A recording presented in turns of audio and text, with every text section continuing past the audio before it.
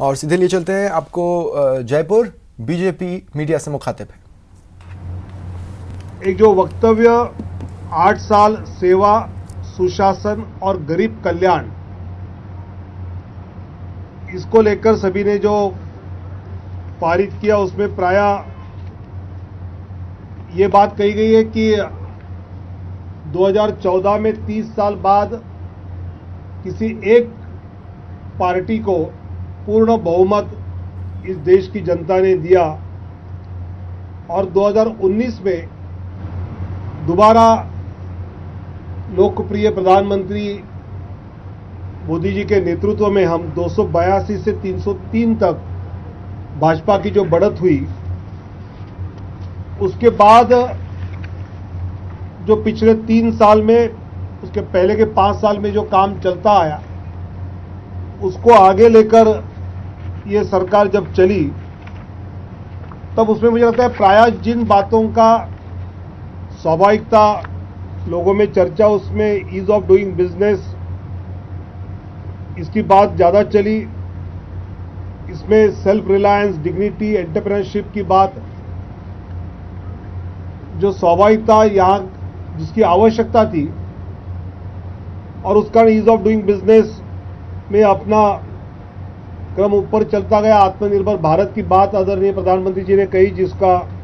स्वागत देश की युवाओं ने विशेषकर ज़्यादा मात्रा में किया। किसानों को लेकर भी प्रधानमंत्री किसान योजना, उसके आर्थिक नियोजन, इन सब के कारण किसानों के विषय में लेकर जो पिछले 3 साल में विशेष और उसके पहले के 5 साल में कि एग्रो प्रोडक्टिविटी पर जो एक उसका परिणाम दिखा, एक पॉजिटिव परिणाम दिखा, उसकी भी सराहना इस वक्तव्य में की गई। और किसान क्रेडिट कार्ड और मछुआरों के लिए भी इसके एक अलग रिजल्ट्स दिखाई दिए और उसका स्वाभाविक परिणाम वहाँ के किसान और मछुआरों के बीच एक पॉजिटिव दिखाई देता है। प्रधानमंत्री भारतीय जन औषधि परियोजना के द्वारा गरीब लोगों को स्वास्थ्य के लिए जो दिक्कतें वो फेस कर रहे थे, उससे कुछ उनको राहत जो मिली, उसका भी एक, जब हमारे देशवासी है, कार्यकर्ता है, जब जाकर मिलते हैं तो लोगों से जो फीडबैक आता है, और विशेषतः कोरोना के कार्यकाल में इसका आयुष्मान भारत की योजना हो या मेडिकल की बाकी स्कीम्स हो,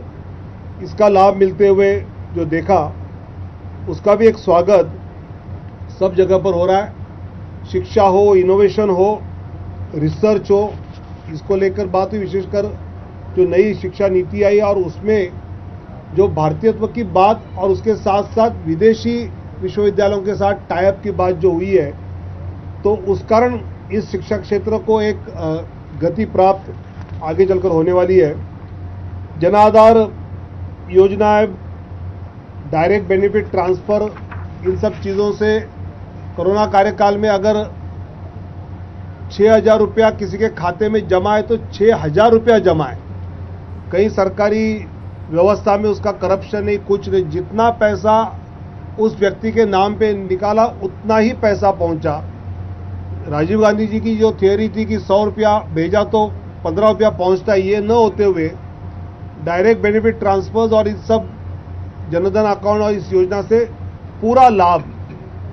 टैक्स के द्वारा आम व्यक्ति जो अपना पैसा सरकार को देता है, उस पैसे का दुरुपयोग पूरी तरह से मैं मानता हूं कि रुक गया।